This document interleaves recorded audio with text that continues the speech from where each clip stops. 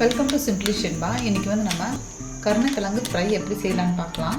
இது கொஞ்சம் லைட்டாக வலுவலுன்னு அப்புறம் நாக்கு கொஞ்சம் அரிக்குங்க. அதனால் வந்து நான் இந்த மாதிரி சின்ன சின்னதாக கட் பண்ணி தண்ணியில் இதுவும் புளி அப்புறம் கொஞ்சம் உப்பு போட்டு வேக வச்சு எடுத்துருக்கேன். லைட்டாக வெந்திருக்குது. இப்போ இது வந்து நம்ம ஃப்ரை பண்ணிக்கலாம். ஒரு பாத்திரம் வச்சுருக்கேன், சூடாகட்டும். சூடானது எண்ணெய் ஊற்றிக்கலாம். சூடாகிடுச்சு.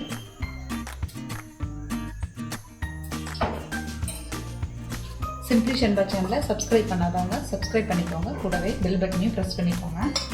எண்ணெய் சூடாகிடுச்சு. இப்போ வந்து நம்ம இது கூட கடுகு ஆட் பண்ணிக்கலாம்.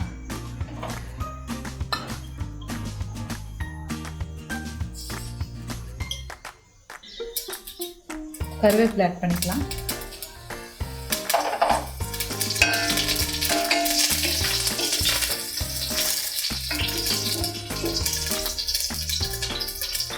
அந்த எண்ணெயிலேயே கொஞ்சம் துருவன தேங்காய் எடுத்துருக்கேன்.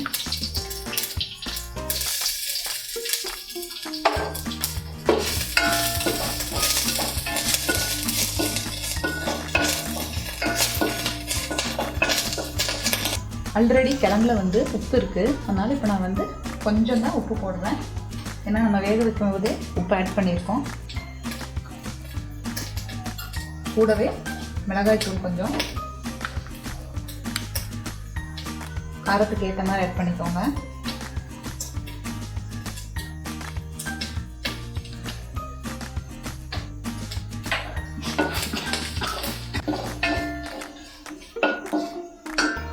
இப்போ கூடவே கொஞ்சம் சீரகத்தூள் ஆட் பண்ணிக்கலாம்.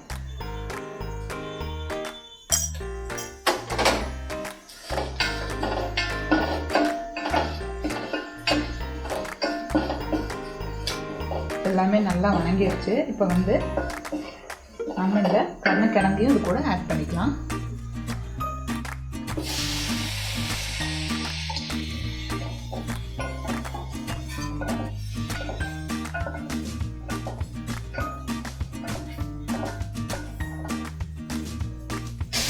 நல்லா மிக்ஸ் பண்ணி விட்டுடுங்க. இப்போ வந்து இது கூட நம்ம கொஞ்சம் மஞ்சள்தூள் ஆட் பண்ணிக்கலாம். நான் எண்ணெயில் ஃப்ரை பண்ணும்போது மஞ்சள்தூள் போடலை.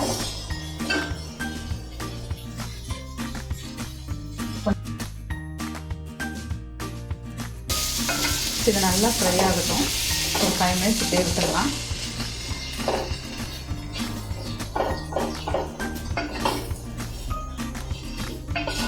பாருங்கள், நல்லா வறுத்தாச்சு. இதில் உப்பு காரம் எல்லாமே நல்லா பிடிக்கட்டும். நம்ம ஏன்னா இது வந்து சும்மா தான் ஃபஸ்ட்டு வேக வச்சு எடுத்தோம், வெறும் உப்பும் புளியும் போட்டு.